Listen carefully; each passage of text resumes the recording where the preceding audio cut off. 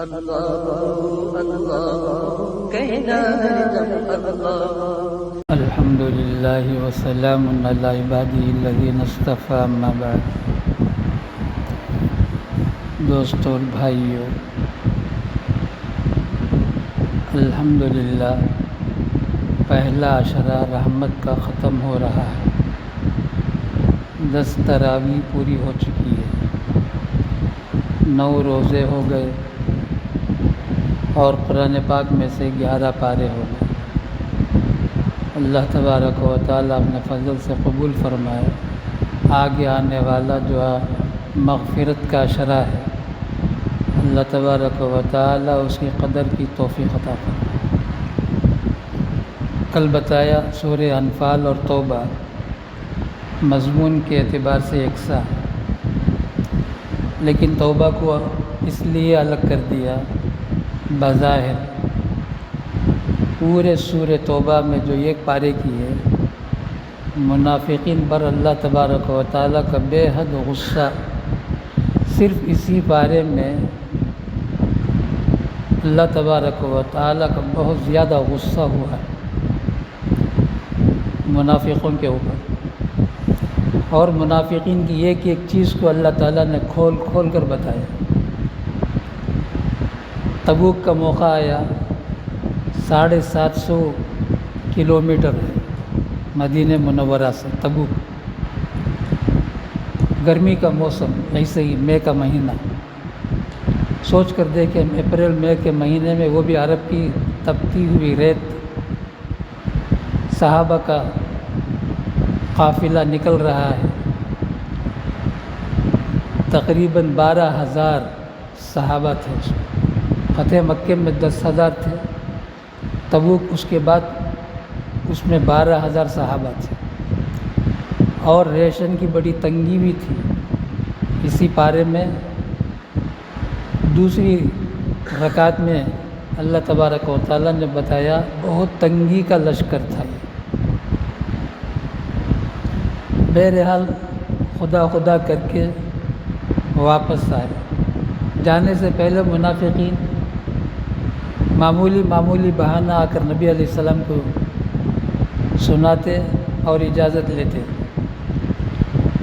تو اللہ تبارک و تعالیٰ پہلے ہی فرما دیا، اے نبی آپ نے ان کو جو اجازت دیا ہے، کیوں دیا آپ نے؟ خیر آپ کو ہم نے معاف کر دیا، کوئی بات نہیں، لیکن آپ سے اجازت لینے کے لیے وہی آتا ہے جو اللہ پر ایمان نہیں لاتا۔ انما یستاذنک الذین لا یؤمنون باللہ والیوم الآخر وارتابت قلوبہم، ہمیشہ شک میں پڑا رہتا ہے۔ بہرحال پوری صورت میں تبوک کا قصہ بڑی تفصیل سے آیا ہے، جس میں 3 صحابہ کا ذکر بھی ہے جو کل جائیں گے کے حساب سے واپس آ گئے نبی علیہ السلام۔ وعلی الثلاثة الذین خلفوا حتی اذا ضاقت علیہم الارض بما رحبت۔ کعب بن مالک، مرارہ بن ربیع، 3 صحابی ہیں۔ لیکن سورہ توبہ کے آخر میں ایک آیت شریفہ ہے، اس کے متعلق صرف ترجمہ کر دیتے ہیں۔ وہ حضرت رسول اللہ صلی اللہ تعالیٰ علیہ وسلم کی شان میں نازل ہوئی۔ قسم کھا کر اللہ تعالیٰ فرماتے ہیں، لقد جاءکم رسول من انفسکم، دیکھو تمہارے پاس ایک رسول آ چکے ہیں جو تمہارے میں سے ہی ہے، باہر سے نہیں آئے۔ جیسے تمل زمان میں ہے اور واسی وند واسی، یہ جو نبی تمہارے پاس آئے ہیں اور واسی ہیں، وند واسی نہیں ہیں۔ اور ہر نبی اپنی ہی خاندان میں آئے ہیں، باہر سے نبی بنا کر کہیں بھیجے نہیں گئے۔ کیوں؟ خاندان والے پورے جانتے ہیں، جاننے کے بعد ماننے کا حکم دیا جاتا ہے۔ 40 سال تھے نبی علیہ السلام، تو اللہ تعالیٰ فرماتے ہیں، لقد جاءکم رسول من انفسکم عزیز علیہ ما عنتم۔ اس نبی کی ایک شان یہ ہے، تمہارے اوپر جو تکلیف آتی ہے وہ نبی کو بہت بھاری معلوم ہوتا ہے۔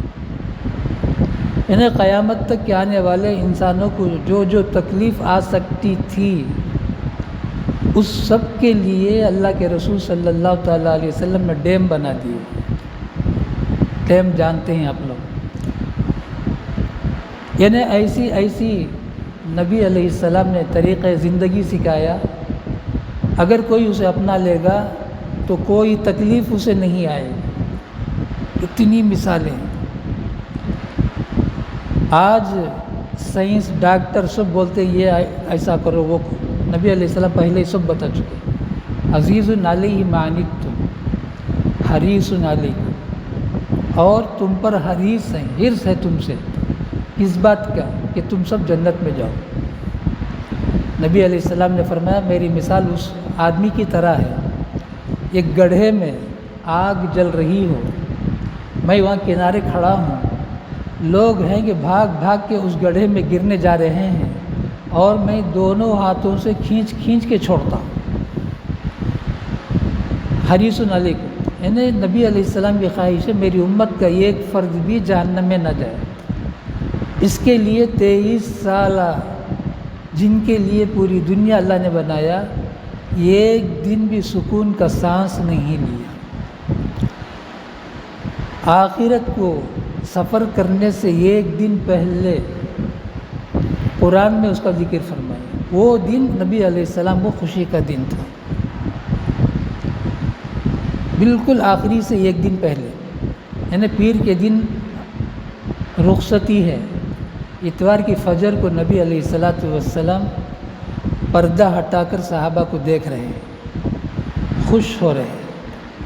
صحابہ فرماتے ہیں نبی کو دیکھ کر ہم اتنے خوش ہوئے کہ اس لیے کہ 2-3 روز سے ہم نے نبی کو نہیں دیکھا،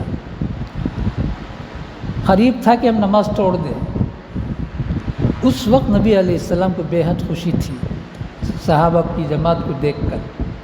قرآن میں اس کو اللہ تعالیٰ نے بتایا، محمد الرسول اللہ والذین معه اشداء علی الکفار رحماء بینہم تراہم رکعا سجدا یبتغون فضلا من اللہ ورضوانا سیماہم فی وجوہہم من اثر السجود ذلک مثلہم فی التوراۃ ومثلہم فی الانجیل کزرع اخرج شطأہ فآزرہ. یہ ہے جیسے کسان کھیت تیار ہونے پر خوش ہوتا ہے، آج یہ نبی اپنی امت کو دیکھ کر خوش ہو رہے ہیں. اس دن نبی علیہ السلام کو خوشی آئی. اس سے پہلے ہمیشہ فکر مند، ہمیشہ رونا. اسی کو اللہ فتح حریص علیکم بالمؤمنین رؤوف الرحیم، اور ایمان والوں پر نبی علیہ السلام بے حد مہربان، بے حد شفیق ہیں. وہ قیامت میں نظر آئے گا انشاءاللہ. آخری میں اللہ تبارک و تعالیٰ نے اس آیت کو نازل فرمایا. آگے نبی علیہ السلام سے فرمایا یہ منافقین ہو، کافر ہو، یہود ہو، نصارہ ہو، آپ کو جتنی بھی تکلیف پہنچائے آپ کیا کریں؟